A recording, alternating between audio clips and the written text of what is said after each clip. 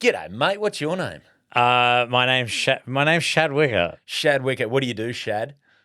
What I do this stand-up comedy. What?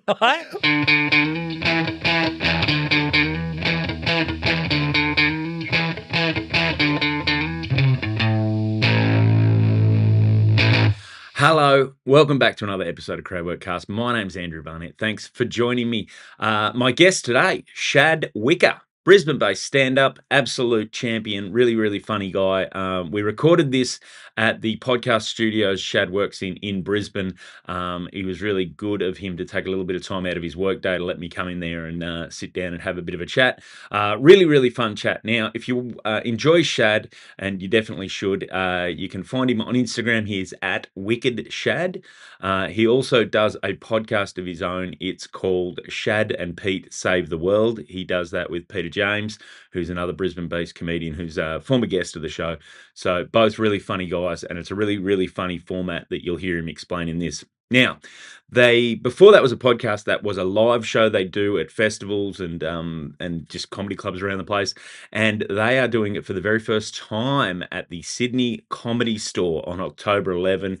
They really want to sell it out, so if you're in Sydney, I can't recommend this show highly enough. Really fun, interactive, just a very fun, funny show.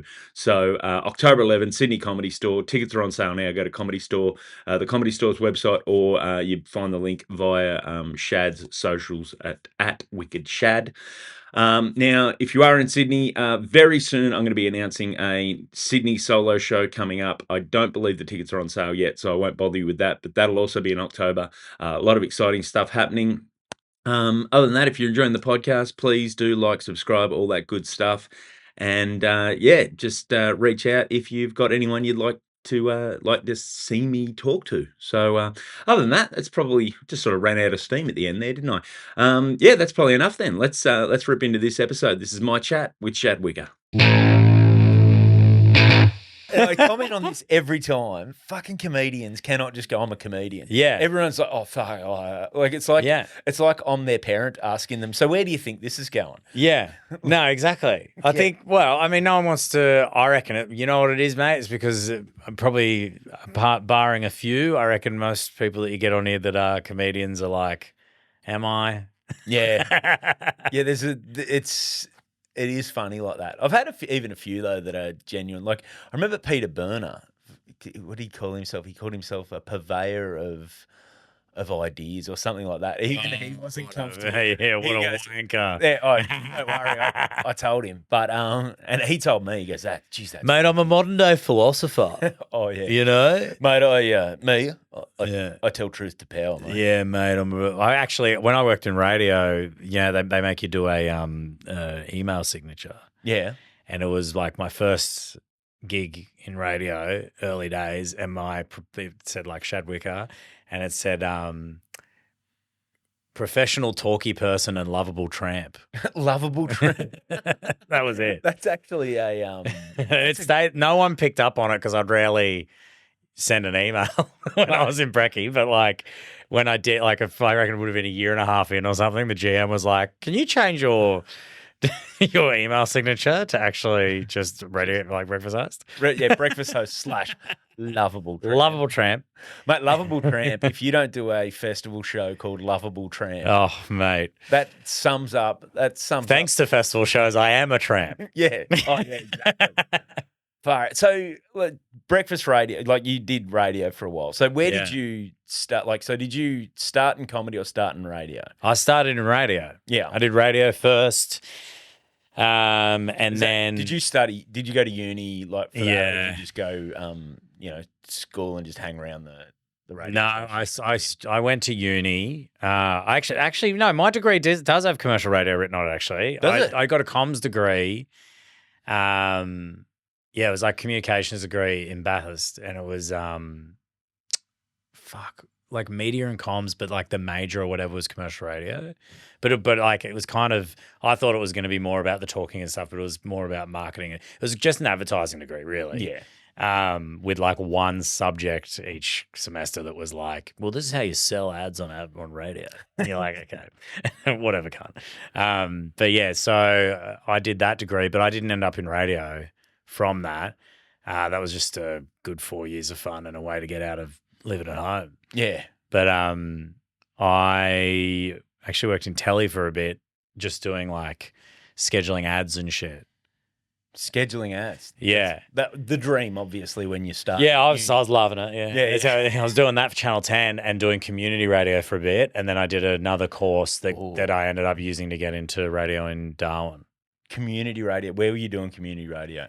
Coast FM 963. Coast FM. Is in Gosford. Gosford. Yeah. Nice. Yeah. I was also a community radio. Yeah, mate. You know, back in the golden age, mate, the glory days of radio, mate. Mate, I was 2XXR, sound of the Sutherland Show. Oh, la la. Yeah, you know what? Mate, we did the did you have to have a theme for your show, or did you just host a shift? I did the graveyard shift. Yeah. I was living in Sydney at the time. I'd drive down to a graveyard shift, and it was an hour of hip-hop until midnight, and then when it hit midnight, I'd do dance tracks for like another hour and a bit. Dance track? Yeah, they're just like night out. So the idea was I'd do a countdown to lockout. Okay. So I'd be like, you got to get to Terrigal. You got to get to Terrigal. You got to get to Woodport Hotel in Arana, I think it was at the time. Yeah. It's something else now. Iguana Joe's is about. I think now it's the Monkey or something. Or maybe back then it was the Monkey. Something. Sunken Monkey. Yeah. Iggy's, Iguana Joe's. Sunken Monkey did comedy for a little while. Oh, really? Yeah, that was a market. Actually, no, I did do it. I did a gig there. It was fucking awful. It was in the TAB. Yeah, and the boys were so pissed off they had to turn off thing. And I was like, why can't we do this gig down in the sick basement that you've got underneath?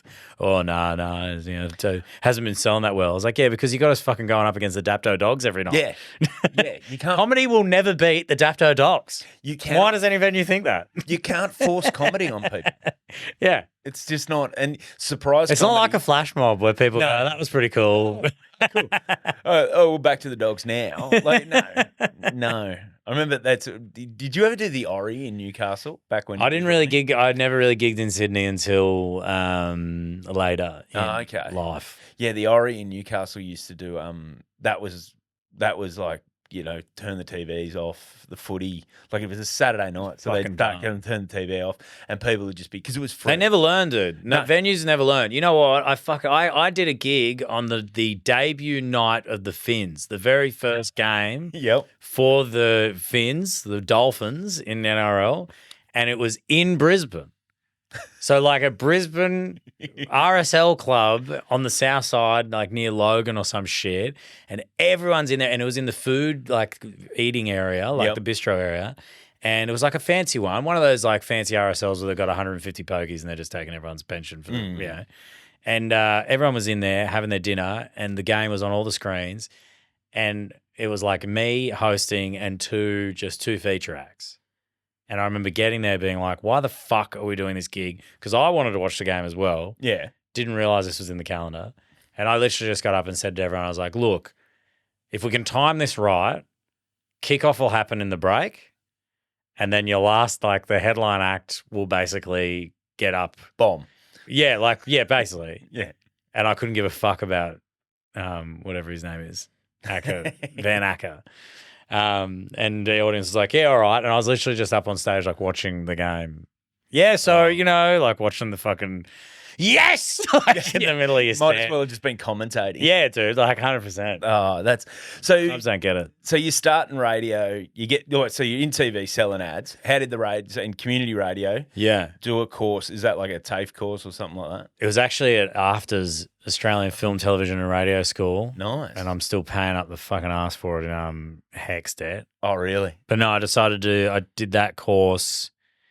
I wasn't in Sydney at the time. I wasn't at Channel 10 at the time. I kind of had this I was in like a weird transient moment of my life. Like I didn't have anywhere to kind of live. I had like some random debt that was kind of fucking me and stuff. So I actually moved back. Early lovable tramp days. Yeah, dude. I didn't have any. I was living above a pub in the Dutton, I think it was called, and it was like right next to the Imperial Shopping Centre on the main street of Gosford.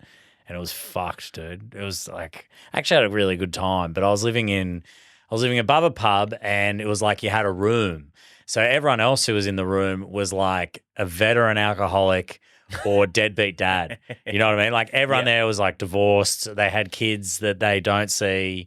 You know what I mean? And then there's just me, 20s, like just being like, I don't know how I ended up here. Like I had a kind of falling out with people, whatever. So my best mates and that were still living in Bathurst at uni were like, we got a room. Why don't you come up here? It's like the rent's fuck all.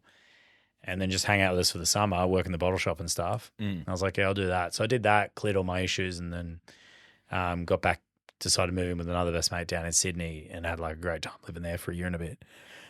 Working and studying for a year and a bit. And then I got to the end of that course, didn't have a job, but a mate that was working at a station in Darwin heard about an opening that was coming, and then I just kind of packed up all my shit and moved to Darwin to do radio, which wasn't brekkie at the time. I was actually working afternoons and producing a talkback show.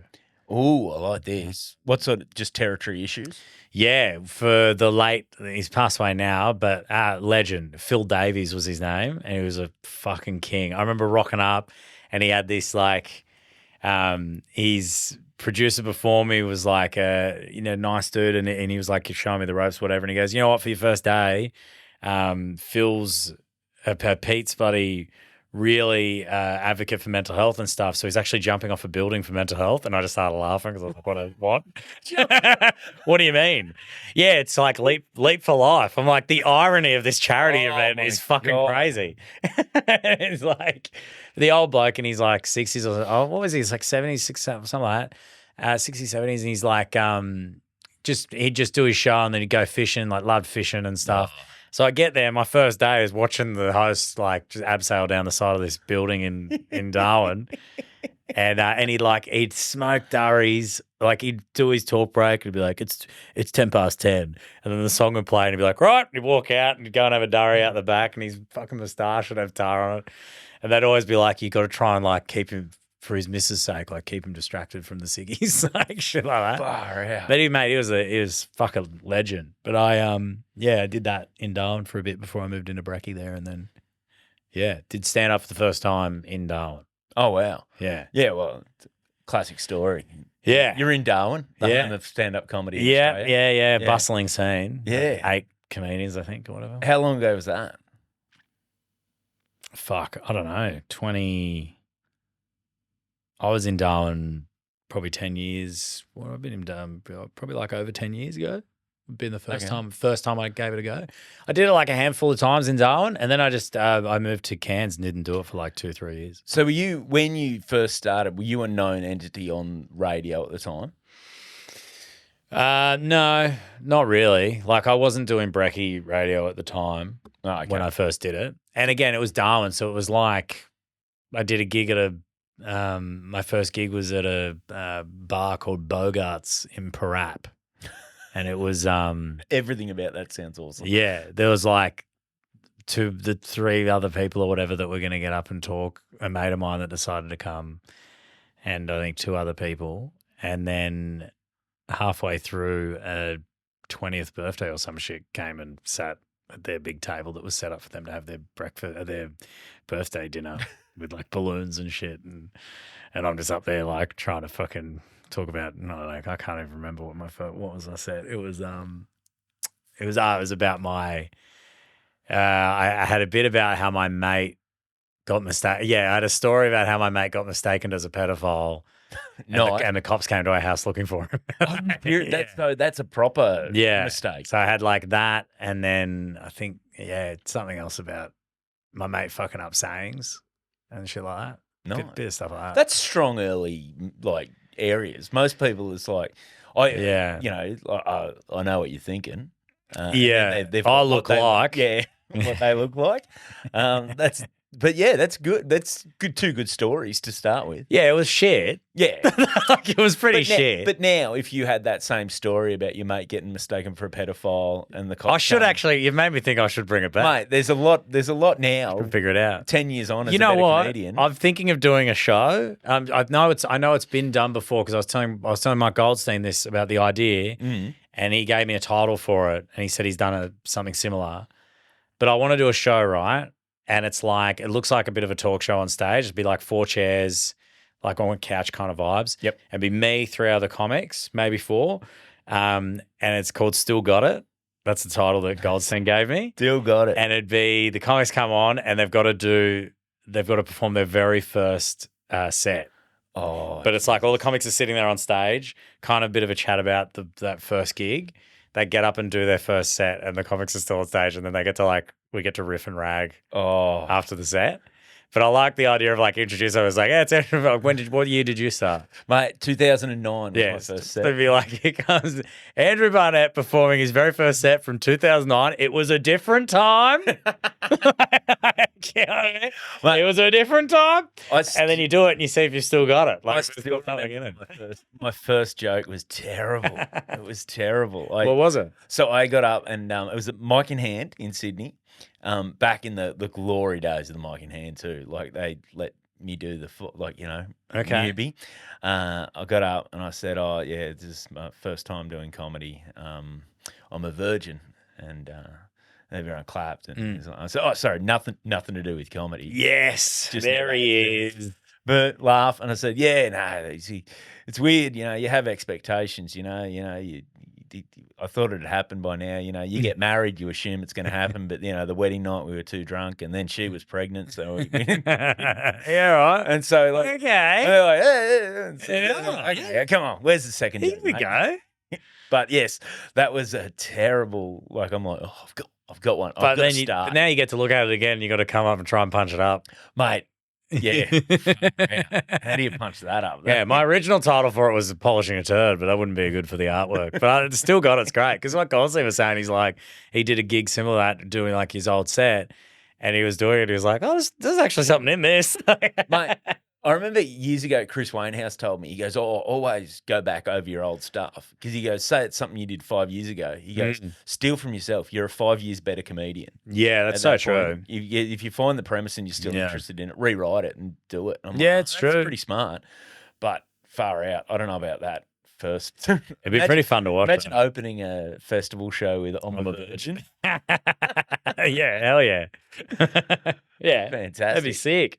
Mate, so you start in Darwin, then you get breakfast. So you're doing talk at breakfast radio there? No, I did. I filled in. So the way I ended up doing my first gig is I had to fill in for the brekkie host with a mate of mine, Ilaria. So she was like, "Can you come and fill in?"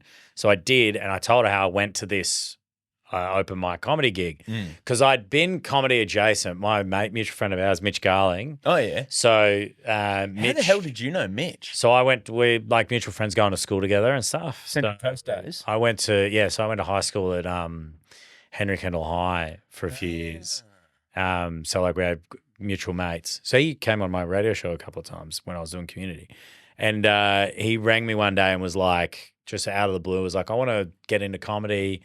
I'm going to do a little gig. And he knew that I'd like organised events and stuff with a mate of mine in uni. Was this when he started Iron Mike? Yeah. So I helped. Mate, I was one of his first. Yeah. So I was, the first gig was Heggie was a headliner. Yeah. And it was at the Gosford RSL. Yep. And I remember he was like, I'm going to host it. And it's so funny now that you're doing stand-up, you kind of look at what we did. And I was like, man, like now, that's the type of gig that a lot of like seasoned comics would be like, fuck that. You know what I mean? Some cunt that wants to start doing fucking stand-up and he's put on a charity gig. Okay. But we got like 150, 200 people into this fucking gig. I think we did the second one. It was me and then I think Wolfie was supposed to be on it. Yeah. And Wolfie bailed. And then he made us sign the poster backstage. And I just wrote under Wolfie, Wolfie is a dog. There. So I helped him do that. Oh, wow. And then, so it was like comedy adjacent. Because I remember at the first gig, this is even more how like fucking much it would make you cringe as a comic looking at the gig now. But he was like, Mitch was on stage hosting, and then he would throw to me who was roving in the crowd. Oh, and I'd just try and riff with people in the audience. Bit of vox pop. Which is kind of weird because that's like quite literally most of what I do now. I wonder. I was just chatting to people in the second one as well. Maybe, I'm not sure. Because I remember. But I did like the first 2 or 3. I did. We may have the one with Heggie. Maybe I did the Heggie one and one with Mikey Robbins. Maybe I missed one. I might have missed another one because I'd moved, but. Maybe there was. But yeah, that was like I was still living in Sydney at the time, fresh out of uni, I reckon. But that was like just riffing and doing that because I just thought I was like radio, right? Because the thing I liked about radio was talking to people and have like taking the piss out of, having a bit of fun taking a piss and having the piss taken out of you. But yeah, so then when I was in Darwin, I decided to go and watch some stand up, and I met Amy Hetherington and a few people that were like running a gig there, and I was like, oh, this is really cool. We should get you on to like chat about the gig, and just like hung out at the show for a bit, and then they would have loved that straight away, like, oh, radio. Yeah, so they came on and Amy came on to like plug the show, and we kind of all had a laugh, and then she brought up on there, oh, you should give it a go. And I was like, oh, nah, rah. And then it just kind of became a thing on air. And then I said I'd do it. And then when you say you're going to do something on air, you got to do it. So then I did. Yeah, well, it's how your mate ended up jumping off a building for mental health. Yeah, exactly. Yeah. It was either this or jumping off a building. Yeah. But yeah, so then I decided to do it. And then that first one was fucking shit. But I was like any open micer doing comedy the first time, being like, oh, fuck, this could be all right. Yeah. But I got asked to do it again, and also there's no one doing it, right? And I understand this desperation because you fast forward like 4 years later when I was trying to start doing it again in Cairns, I had the same situation where you just kind of like anyone who's keen, you're like, just come and do it. Just come and give it a go. Come back. So then I did it. I only did it, I reckon 3 or 4 times, I think. But I had a lot of fun doing it. I really liked it because I was like, oh, man, this is sick because it's like I don't have to worry. Like with radio, I've got to be a little bit, and because I was new and stuff, I was like careful about what you're going to say or whatever. And, I can swear. And, I can say what I really think of this story and shit. So I enjoyed it. But then, when I got the job in Cairns and moved, there was no stand-up. So the job in Cairns, that's breakfast radio commercial. Yeah. Yeah. Did you ever do like talk format, or did you like on air? Not on air, no. Because that's the one that the guys that can sit and in their own on the booth and just do the monologue and talk and then go, oh yeah, we got this text line. Well, they read it out and then they have the conversation with the text. That is the craziest skill. I could do it. You reckon? Yeah, man, I can fucking talk, man. That's the one. That's the and one. And I know all the tricks. Okay. Share some of the tricks. Well, just like how when they if you really listen to it, most of it's pausing. Like most of what they do is just stop. They'll talk, they'll stop, and then they'll talk again. Right before that dead. It's all just mate, dead set. That was like a lot of it's that rhetorical questions, and it's outrage, mate. It's all out. That's why I liked working with Pete Davies though when I did because I was like, oh fuck, it's talk back, blah blah blah. But it was like there was political shit, but he also just kind of like to like a lot of sometimes it'd be like, I'll just do like a minute and we'll play another song because we had songs. It wasn't like 2GB and all that where you got to like talk for 8.5 minutes and then you're getting a call on and then you got the guest that comes on a bit. It was a bit different to that. But I did. It was all hits. All hits. So all just hits right after that. And then so you go to Cairns, you're hosting breakfast, and that's when you meet Pete. Yeah, I met Pete at an improv gig. Improv? Yeah. Wow, you have really gone the full the full like, I don't dabble, like I'm not confident to go straight into stand up, so I'll do everything. Well, there was no stand up in Cairns. Yeah, so it amazes me there was improv when there's no stand up as well. Well, I moved to Cairns and was doing radio, and I was doing radio for a couple of years. And I just I really wanted to do it. I was told that there was something there. So when I moved there, because I was like, in my head, I was like, oh, it's a bigger place. It'll be like a step up. There'll be people doing it. And there was no one doing it. So then I was kind of like, well, I want to do stand up again. And I had like a bit of a shit time for the first year in Cairns. So I kind of lost a bit of confidence and stuff. So I kind of wasn't willing to dabble in anything. And then I was seeing a girl and we went on a date to an improv show at a dinner. It was called the Cairns Dinner Theatre. Yes. And I went to that and it was fun. It was like, because I was like, whose line? That's cool. Yeah. And then I just met some of the acts afterwards and they were like, again, the same thing like in Darwin. Oh, you should come and give this a go. And then I was like, oh, fuck, why not? You know what I mean? I want to do comedy. This is kind of close. I'll do it. And I met Pete, and Pete was 17 at the time. Shit. I met Pete because he was also doing it. Yeah. But I met him then, and he was doing it, and we just kind of were chatting, and he was like, I was like, oh yeah, I want to do stand up, but like it's kind of close enough, and took me out of my comfort zone, having to pretend to be a fucking. It's all the same shit in improv. It's a nun with Tourette's and a fucking, you know what I mean? Yeah. It's all the same fucking characters, but he was like, yeah, I did class clowns. I really like stand up. I wish I could do it as well. And then we're both like, why don't we just do stand up in the intervals? So then we were doing that for a bit. And then that just kind of snowballed to me being like, I kind of want to run a gig. If we can't get a gig, maybe I can start a gig. And then I found out these other guys were trying to start a gig. And then it just kind of all snowballed. And eventually I ran a little room at an Irish bar for like maybe a couple of months. And then eventually joined with this other dude and started like a little room that was monthly. And then Pete started his, and it all kind of went from there. Nice. So that's now, because now I actually just came from Cairns earlier this week, went up there doing Laughing Heart. So is that what sort of eventuated out of all that little work of all? That's Pete's one. So Pete, when he left for uni and came back, he moved to Melbourne for like briefly, but then like had some stuff happen, so he had to come back to Cairns, and he started Laughing Heart. So that's what exists now. Yeah, nice. But when I started out, I started a room with another guy I was mates with, called Guilt Free, and that was like a thing that I started there and did that for a couple of years. Is that associated with Guilt Free Comedy in Brisbane now? Yeah, that's the guy who runs it now. Yeah. Okay. Yeah. Nice. Yeah. I like that reaction. Yeah, that's the guy who that's runs the it one. now. Yeah. Do you perform at Guilt Free much? No. Okay. I feel like there's a story that you don't want to tell on a podcast. Yeah, no. Yeah, cool. But from what I hear, it's a great room. Yeah. And mate, so you've been in Brisbane how long now? I think it's 5 years. 5 years. What's this? 2024. I moved here in 2019 after I lost my job. Yeah. So yeah. So you moved out. It was Pete already here, because you and him you've both individual as stand up, but you also have a show you do together called Shad and Pete Save the World. Yeah. Which is awesome. And everyone should go. Yes. October 11th at the Sydney Comedy Store. Biggest gig yet. Nice. Please come. Fuck me, please come. Yeah, I had in my head you guys had already done the Comedy Store. Nah, mate. Just hosted a bunch of times. Yeah, it is, mate.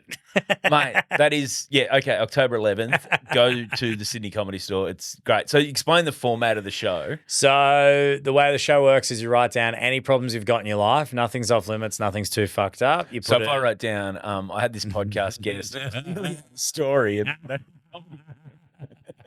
Yeah, you can write it down. You write down any problem you got in your life, put it into a bucket on stage. And myself, Pete, and some special guest mates of ours get very drunk and solve them for you. Yeah, with nice. a 100% success rate, guaranteed. We've never failed. Yes. So it's loose, it's boozy, anything can fucking happen, and you'd never really know. It's all dictated by what the audience put in the bucket and shit. So, and we've had like a lot of our mutual friends have done the podcast, but we've had people from like Mel Buddle to Stephen K. Amos. Luke Heggie was one of the first, I think, guests we had on the show, and he's probably the most capped. Mate. Which is crazy when you think of Heggie, especially back when we first started, being like, well, not so much even just the advice, but the idea of him doing what is essentially improv. Oh, like to him, theatre sports. But he loves it. He thrives in it. Mate, yeah, Heggie is actually just a drama kid at heart. 100%, mate. He was a drama kid that would never do drama because everyone said it was gay. Yeah, that's what he never said.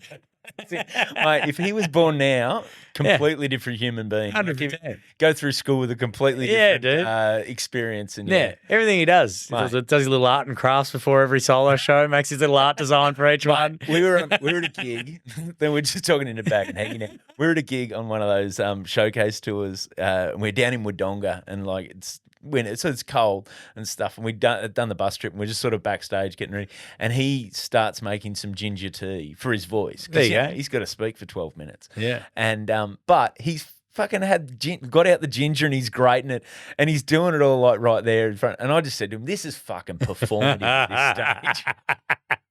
He goes, hey, 100%. Fuck you, cunt. Oh, it's great. But so you you're like, so are you touring your own show at the moment, or are you doing any of that stuff? But you get around the country quite a bit. Yeah. So what? So you start in Cairns. start that room, move to Brisbane. Were you involved with the early days of Good Chat Comedy Club, or how do you fit in there? Because in my head, the way it got introduced to me is, I think the first time we met that I remembered that wasn't potentially outside of Michigan, I think when neither of us remember if we met each other, would have been in Melbourne a couple of years ago at a festival where I met you blokes proper, where we actually had Bart Freeban. Oh, right. Got a bunch of us to, like, he had a hot sandwich place, like a great sandwich place. Yeah. And so he just like, hey man, there's this sandwich place, catching up with a few people. And then I was chatting, but mate, he knows the best sandwiches in every fucking city. Mate, Bart has the best. him and Muggleton. Yes. Him and Dan Muggleton are all about the sandwiches and everywhere they go. Mate, well, and Bart will go outside of that too. He'll go all like, what are you into? You desserts? We can do a dessert plate. Like, he's got all the. I always, whenever I'm in a new city, I'm like, hey man, looking for somewhere to eat. Okay, here's a list. It's great. I love him. But you blokes were basically introduced to me as the Good Chat Boys. Yeah, that happens a lot. Yeah, Pete works for Good Chat. Yeah, I work for Good Chat, as in they're my management. They run my stuff. But in terms of running of the club, it's Kale, Jake, Nat. Yeah. So it's their club. I met them when I first moved to Brisbane and I was looking to do gigs. I reached out to them to do their room. They were at the time were in a room called Barbara, which was like a bar night, like a small bar in Fortune Valley. I think it was in the Valley. And I met Jake and Nat and Kale and did their gig. I think I hosted it or did a spot or something. And I remember when I got there, they're like, all right, we like to do weird, because they used to host gigs, the gig. Yeah, that's right. They used to host it. Like, we like to do weird shit. So we're going to put Kale above the freezer and throw canned goods at him. And so I was just like, this is fucking awesome. Like, okay, yes, let's 100% do that. And Kale was just stuck up at the top. And Jake just took the ladder away so he couldn't get down. And he was just stuck up there the whole gig. And it's like a 40-seater tiny bar kind of thing. It was pretty funny. And I just kind of really got along with the boys.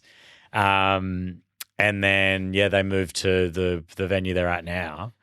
And I just got to, hose and do a lot of gigs there. I just gig there heaps. They just would always hook me up with shows and stuff. So I fucking love Good Chat. It's the best club in the country. Well, you're one of the blokes who now, and I'd be interested in your take on this, because you're known as an awesome MC. Right. And I've suffered from this as well, where all of a sudden I remember I got Dave Williams who's also was like tagged as an awesome MC. I remember him pulling me aside one time and going, man, just be careful. Yeah. Don't get too good at this, because they won't let you. They won't want you to move and then headline and do all that, because it's hard to find a good MC. There's always someone who's willing to headline. How are you? Because you're probably you're a great MC, but you're a great act as well. How are you balancing that at the moment, or does it bother you, or do you think about it at all? It's I think about it more now than I probably ever have before, because I get paid. It's not a bad thing in the sense that I'm the only act that's getting paid on a lot of these lineups. Yeah. So I can't complain there. It's a big part of my income, and it helps me travel around the country. I think I was a bit in my head about it maybe a year or so ago, and I remember Jake from Good Chat was just kind of like, mate, you're good at it. You got to you can either not and try and move out of it, or you can lean in and get more gigs and travel around the country. What are you going to do? And I was like, I'll lean into it. It's a strength. I'll lean into a strength. I was kind of hoping that story, Jake was like, mate, you're good at that. You're good at that, but it's not your thing. No, but this is the thing, right? The only places I tend to get to headline are Sit Down Comedy Club and Good Chat, which I'm doing this weekend, both of which I also host at. But they're the only ones. Well, they're the only ones you kind of do those gigs in Brisbane. But it's there and all the Gold Coast ones. So the people that know me from pretty much early days, I'd consider that I didn't really start doing stand-up until I did it in Cairns. And then even then, I probably didn't do stand-up, taking it a bit more, I don't know, learning more about it until I probably came here. Right? Well, it's hard in a small scene where you don't get to gig as often. But it's also awesome in a small team, because I didn't have anyone to measure myself to. Mate. So it was like I didn't know how to do it right. So then I just did it how I wanted or thought I could do it. and then I also did so many fucked gigs that I probably came to somewhere like Brisbane, which also had its own share of fucked gigs, and the Gold Coast, but I wasn't rattled by that, I don't think. So then it kind of made it a lot easier to do things like hosting. And I hosted from the get-go. Well, there's something to be said for that too, the doing the shit gigs and getting good at them early, in that I've always said that Brisbane produces great comics, and particularly the ones like part of your development, you come doing the shit gigs, and as soon as you're able to do the not shit gigs, like there used to be not as many options in Brisbane, from what I can tell. Yeah, for not shit gigs, it's a very healthy scene now with good chat and sit down, and like you can. There are plenty of not shit gigs and guilt free. Well, and the Goldie's got like the Hotter at the Home of the Arts. There's a fucking unreal gig. Yeah. So, but having done those shit gigs, that's why I always like Brisbane comics when they come to Sydney. Is it like if they were in a room where it was hard, they were fine. Yeah. But then they'd also be able to play the good gigs and really knew how to enjoy it. Like, knew how to really lock in. Yeah, I guess. I mean, you just talk to Mel Buttle about some of the fucking horror gigs she had to do coming up in the scene and stuff. You know what I mean? But but that's what I mean. Like, there was, because there was a wave we had that moved to Sydney, like Becky Lucas and Sam Campbell and those sort of guys. Long before my time, but when they moved down, it was all that guy. They were guys that were doing different shit and wanted to get out of, like, sort of were moving out of Brisbane, but because they'd done all the shit gigs coming up, they were unflappable and could sort of play any room. Yeah, I'd say that, mate. Brisbane's sick. Brisbane's fucking awesome. And it's like, I think it's recognised by a few comics as a really fun place to do gigs, but I think it's heavily underrated. I'm having a ball here. And how fun it is. And I said to you, I had the most Brisbane experience I think you can have, in that I was walking down the street to come to this studio that you've let me record today's episode in. Thank you very much for that. But and I met on the street, just chance encounter, I assume everyone gets to do, Fatty Vorton. Well, you see, that is pretty pretty Brisbane, but it'd be more if it was Wally.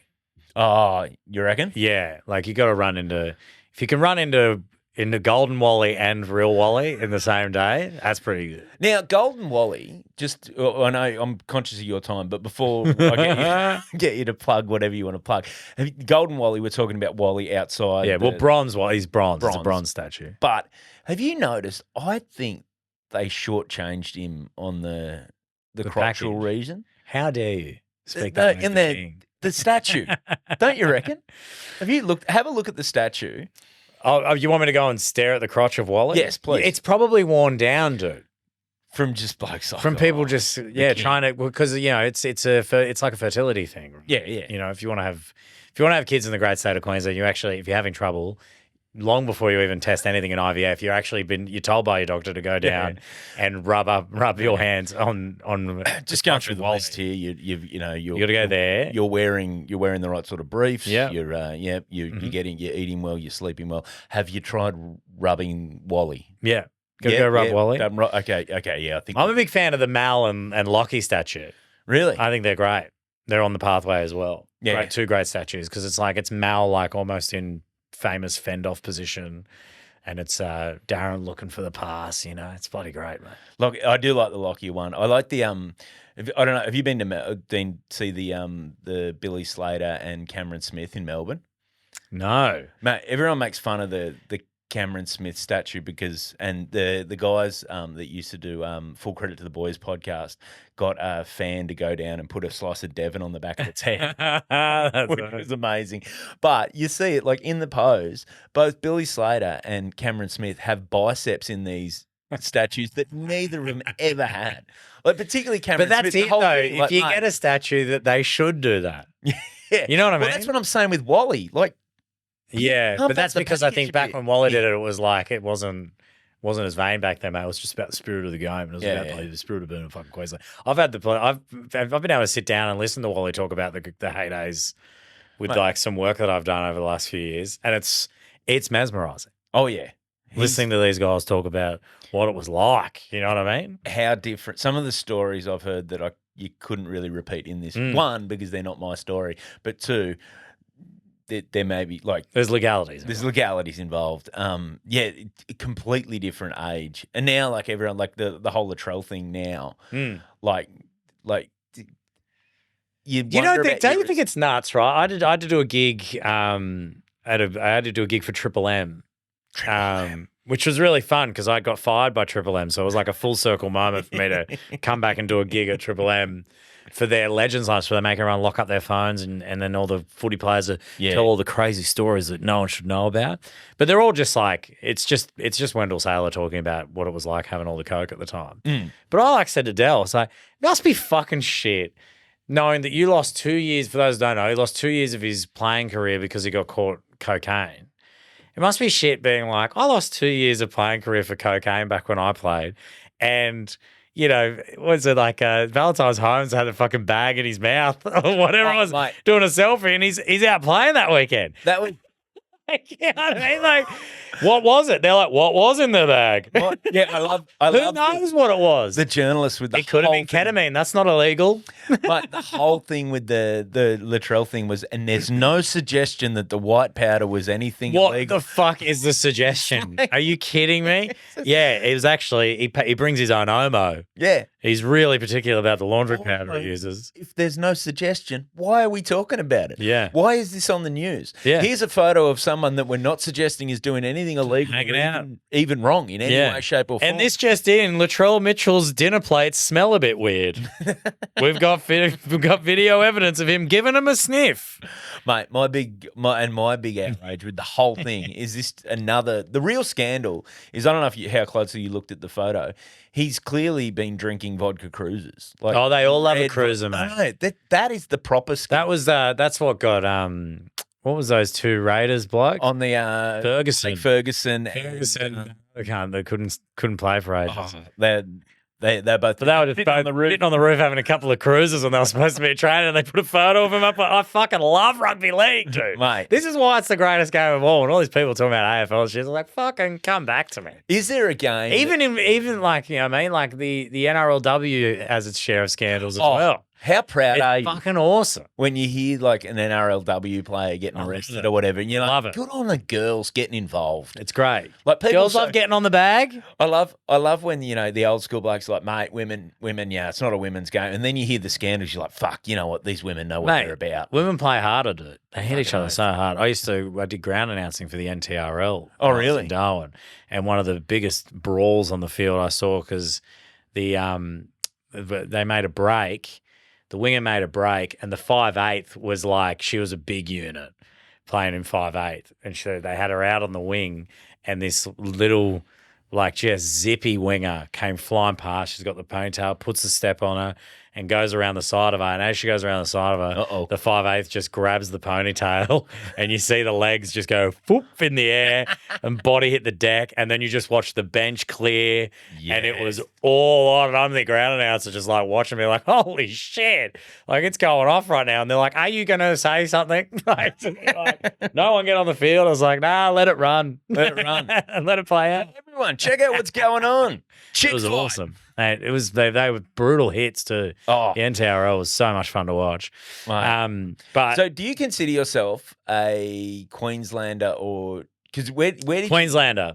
Did you grow up in Queensland though? Where did you grow up? I grew up mostly in New South Wales. I was born overseas, and then the story goes, because I was born in Vavau in Tonga. Oh, nice. And my family grew up there and stuff. But when we lived in Australia, we lived in Cairns for a brief bit with my dad, and my dad would like kind of say, yeah, when Orange come around, you're a Queenslander, and Mum would be like, oh, you're New South Wales. But I decided to go with Queensland. Coinciding with their big dynasty, was it? Or? No, so it was, I used to get picked on at school because when I started to get into really going for footy age, obviously when I was a kid was like, in the 90s, I went for the North Sydney Bears, and then they got kicked out of the comp almost immediately as I started to try and watch football. So then I didn't have a team for a while. Tried to be a Tigers fan, didn't like it. Tried to be a Sharks fan, didn't like it. Decided to go for the Warriors because there was Tongan players on there. Nice. And the Wars made the grand final a couple of years later. This the Stacey Jones era? Yeah. Yep. So then I was like, this is my team. Yeah. And then it kicked off many years of heartbreak and disappointment.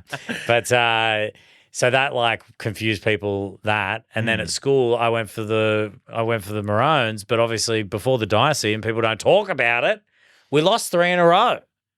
We got pumped 3 in a row. It was actually 3 years in a row and they were pretty big margins in a couple of those losses. Queenslanders don't get it. The dynasty started in my final year of high school or second last year of high school. So I didn't enjoy the dynasty through school. Oh. But I loved it at uni. I'll tell you what. Enjoyed that. That's right. Never to be done again. So yeah, so you and so you're still a Wars man? Oh yeah. I toyed with the idea of becoming a Finns fan this year. My girlfriend is a Finns fan, but I can't quit them. Mate. I can't quit them. And they had last year. I said, actually, this is the irony as well of the abusive relationship of being a sports fan. I was like, this is it. If they don't do something this year, if they cause me the same heartache, I'm out.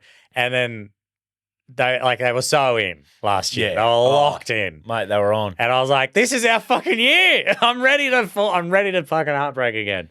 And then obviously this year has been a bit of a disappointment. Mate. But I love a lot of the guys that got there. I got to interview like Luke Metcalf, who's now come back after injury. And so like I've become reattached to this side now as well, especially with the juniors coming up and stuff. Mate, the Wars are a lovable side. I didn't love the way they ended Newcastle's season. I'm a Knights man. They ended Newcastle's season by bashing the living fuck out of them and then they went on to lose the next week, which I think partly because that game against Newcastle was so physical. Yeah. I'm like, Mate, but I remember working with Hindy, he used to always say, even when they were shit, the Warriors were shit, he said you'd hate to go play them over there. He goes, because you'd just go over there, and he goes, even when they had nothing to play for, their season was done, they just bashed the fuck out of you. He said they always hit you so hard. He goes, it was cold. You always hurt. But this is the thing, mate. They need to relax a little bit because they never had any steam. Yeah. We'd always fall off. Now, this year, we got heaps of steam, but we just can't. Anyway, this isn't a footy podcast. No, that's a different podcast. Mate, I've got plenty of opinions. I'm conscious you're actually at work today. Yeah, no stress. I've been smashing it today, so we're all good. And smashing it. Don't stress. Do you want to give questions? You can ask me questions. Mate, do you want to give this place a plug? Yeah, it's the beautiful Pod-Shaped Studios. We've got a great range of podcasts. Most of it's true crime. So if you love hearing about murders, missing people, get around it. If you're entertained by tragedy. Yeah. No, but yeah. Nice. So okay, we'll get to these questions then. What I've been asking lots of people. So obviously you've done plenty of radio, you produce a lot of podcasts. You got your own podcast, which Shad and Pete Save the World podcast. Yep. Your stand-up's going well. There's the Shad and Pete show that's going well. You got your finger in a lot of pies. If everything breaks your way, say the next 5 years' time, like everything just breaks your way, things come off for you, what would the ideal situation look like? What would your work, like creative balance be in terms of what, like, is it the stand-ups really popped off, or is it the Shad and Pete stuff, or is it a combination of each? Like, where do you see like just your interest being? Like, if in terms of paying the bills, you're paying all the bills by doing the thing that you fulfill creatively. What do you reckon it looks like, or do you not know? I don't know, man. I remember when I first started really doing it, I used to have my idea was like I wanted to have what Husey had at the time, which was like you get to go and rock up into a radio show that someone else produces for you, and then you get to go and do stand-up. How good. That's not possible anymore because radio's dead and I'll never be able to get hired in radio again anyway. But what did you do at that Legends lunch? Mate, no, I called Scott Morrison account in 2019 or whatever it was and lost my job. Oh, is that what? Fuck! I didn't know this. Oh, really? Yeah, no, that's how I ended up doing stand-up. We're not finishing this podcast yet. What the fuck? I was like, this will be the first time I haven't had to talk about the story on a podcast. That's great. Do you not want to talk about it? I can tell you if you want. You can tell me that or the guilt-free story. I'll tell you this one. Yeah. No, the guilt-free one's fine. It was just you don't have to go out. But yeah, you called Scott Morrison account. Yeah, I got offered a promotion for my dream radio job, close to it anyway, about doing breakfast radio down in Central Coast. Yep. So I was going to get to move down towards Indy and like lived near where all my mates were and stuff. And it was like a big deal, 6-figure gig, $100-something thousand, whatever. Yeah. And I said yes to the contract while I was traveling in the US at the time. And all I had to do was come back and finish my last week on air, and then I was going to move. So they needed me on air next Tuesday. I was taking Akmal's job. Yeah, they were seeing you next Tuesday. Yeah. No wonder. And no wonder this happened. The week of my final show, I was like, I'll just get this in. This is fine. On the Tuesday morning, we had Scott Morrison on the show, and this was in 2019. So he had knifed Malcolm and was the Prime Minister. And I'd interviewed him before, and I had him on, and I fucking hate interviewing some of the politicians because it's just shit. So I'd almost purposely, I would. I'd purposely kind of take the piss out of the interview. It would be like Radio 101 kind of shit, and it'd be just shit stuff because I wasn't really politically minded. I didn't really care. And he came on, and ScoMo is a cunt. He actually is a fucking cunt. And I can say because I'm not in casting job. Well, because I know I'm not in radio now, and it doesn't matter, mate. The guy here was the only person that hired me. This company was the guy running it was the only guy who would give me a radio job at the time. Before he lost his radio job, but that's all right. ScoMo's and he's an actual asshole. Yes, and no disagreement here. Yeah, and he was really dismissive of my co-host, who was a woman, and she was bringing up some conversation about domestic violence in the territory in Cairns and far north Queensland because ScoMo wanted to announce this $250,000 investment in a Captain Cook reenactment landing that happens in Cooktown or whatever. That's my vague memory of it. And it's great policy. It's important. Fucking who thought that was a good idea? But he was a bit dismissive or whatever. And but this didn't really inform what I did because it wasn't exactly planned or anything. But after you do the interview with a prime minister or a politician, they make you take a fuck ton of photos with them so they can put it up online. Oh, so this is in person. It's not just down the line. Yeah, no, this is in person in the studio. So we stood there and took all these photos of ScoMo, and I happened, I'm trying to tell this story without turning it into the bit because I do a whole show about it, which I may tour again. Terrible. No, not at all. Which I may be doing. Oh, no, I won't be doing that show again. Never mind. But I just happened to be holding a novelty mug from the studio that had the word cunt written on it. And in all the photos we took, I was in one of the photos with ScoMo holding the mug that had cunt written on it. And I would love to say that in the moment, it wasn't planned. Mm-hmm. I didn't know I had the mug. We were taking all the photos and then I realized I had the mug. And then I was like, oh, this would be pretty funny. And then I turned and faced the mug, and you can kind of tell in the photo, I'm kind of holding it it's resting on my hand because the C's the handle, so you can't hold the handle. It's that's how I hold a mug all the time, on top of my hand. And what happened afterwards was that photo was the one that ScoMo shared on his socials. So they didn't realize what was there. Oh my And then God. I shared that on my socials and was and didn't say anything bad. I just said, oh, this guy gets it. I was yeah, ScoMo gets it because I thought it was a bit funny. Yeah. And then no, that's more than a bit funny. That's very funny. The fact yeah, I think it was very funny.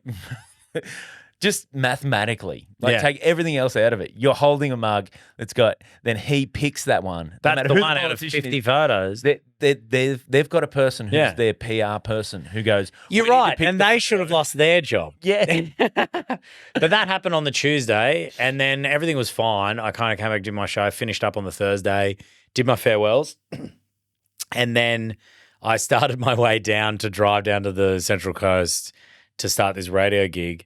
My life packed up in the car and whatnot. And the photo then made its way to Twitter and people were commenting on it, having a laugh. And I was kind of oh, this okay, we'll see what happens here.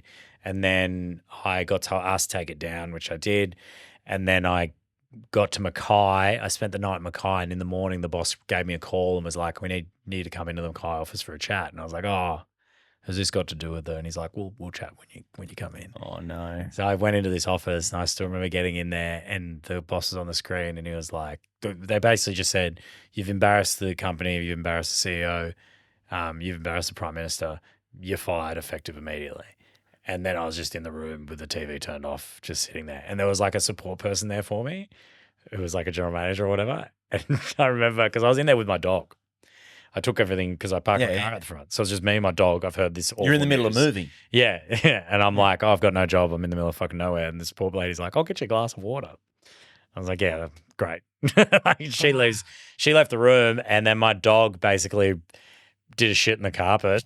and I was like, I'm getting out of here. This is also pretty funny. yeah. So I was like, I'm not going to wait around. Like, why am I here? No one, like, fuck this place. Yeah, they can't find me again. Yeah. So I just left that there and got in the car and left before anyone came back and just started driving down to Brisbane. And that's how I ended up in Brisbane. So that's kind of why I ended up doing, because then I just started doing comedy. And I got a little gig doing casual stuff for Nova and just kind of bounced around doing casual shit. But for the most part, I was just driving Uber and doing stand-up in Brisbane and Gold Coast. That's you know what? I got actually a little bit angry during that story because I know how that's played out behind the scenes. Yeah. That's he kicked up a stink in the Sydney office from what I've been told. But yeah. And I actually tried, I've never really said this before. I got kind of tricked by the person that was managing me into not trying to do an unfair dismissal type thing, which if I had one regret would probably be that I didn't lean into it. I had a girlfriend at the time that I felt a bit obliged to not kind of blow this out of proportion and like really was she in the industry as well? Or? No, she just she had quit her job and packed up her life and stuff. She's a political consultant for the for the Liberal Party. So I was kind of like, I didn't lean in. I think I probably should have back then more. And also I had a pseudo manager at the time who was trying to convince me that I was going to get other work, so I shouldn't really. But the reality was that he had a bit more of a vested interest in the company that fired me. So I think it was a bit shouldn't have listened to those people. But what I did try to do, because you only get 30 days. Oh, really? To do an unfair dismissal in Australia. I think it's about 30 odd days or whatever. So you need to get all the information off them. And it took SCA a long time to even give me the why document, right? And it's because they didn't do their due diligence. They fired me so quickly without even really asking me how and why and whatever, right? So I tried to get I applied for a freedom of information release for email correspondence between the Prime Minister's office and Southern Cross Austereo, and all I received was one email, and the rest I was told I was not allowed to have. That is, fuck you, ScoMo. Yeah, and the only email they would give me was redacted emails, so they wouldn't show me who was spoken to, and it was them denying comment. You know what's interesting is when he became Prime Minister, I was working. Yeah, he got elected not long afterwards. I was like, fuck, I thought I read the room. Mate. No, so when he first, the day he took over from Turnbull, I was working at Fox and I was just going through, and we knew he was like Shark's #1 ticket holder. So I thought, let's see if there's anything for the thing. So I'm going through Twitter and I find the infamous tweet, I heard he shit himself at Engadine Macca's, right? So then I share that at the time, I share that with everyone. And, one of the guys who was working on the show used to be on air, was doing breakfast radio for Triple M in Sydney. And I'm not 100% sure how that all got out, but they were talking about that tweet on air that week. Yeah. Like within a week. And one of my favourite details, I screenshot that day, and it still turns up every year. I've got an app in my phone called Time Hop that shows you photos from every year. I've got one of those too. It's called Facebook. But anyway. Yeah, no, I don't look at Facebook. Yeah. But this just comes up, and every year I get the reminder of the day he became Prime Minister because I get the tweet. The tweet. One of my favourite things though is one of the guys. So the conversation that I screenshot is the best. So this guy's, I heard he shit himself in Engadine Macca's. The first reply is, yeah, how bad, but. And then the original poster replies, pretty bad, I heard. A mate of mine was working there at the time. And then the reply comes back, oh, what a hectic cunt. So maybe you just needed hectic on the other mug. Maybe I did. Mate, maybe I did. My other favourite detail of that is one of the guys in that interaction, his handle on Twitter was Steve Renoff necklace. If for rugby league fans will know Steve Renoff, the Pearl. That's awesome. It was crazy. Mate, that's an epic story. I didn't apologies I've made you retell that on. No, mate, it was fine. That's why it was fun doing the Legends lunch like a year or so ago for Triple M, because I was like a full circle, right? I got asked to do the gig. And I remember Jake messaged me from Good Show, was like, do you want to do this gig? I was like, are they aware that it's me? Like, do they know it's me that's going to do the gig? And he's like, yeah. Like, they know your name. And I was like, all right, I'll do it. And he goes, what material are you going to do? I was like, I'm going to tell the story about how they fired me. It's this thing about telling these stories that no one's allowed to fucking hear or whatever. So I got to go and do a Triple M event where they were paying me, I don't know how much it was, but they were paying me to do this gig, and I got up in the Legends Lunch, and the guy that fired me was supposed to be there. He didn't go.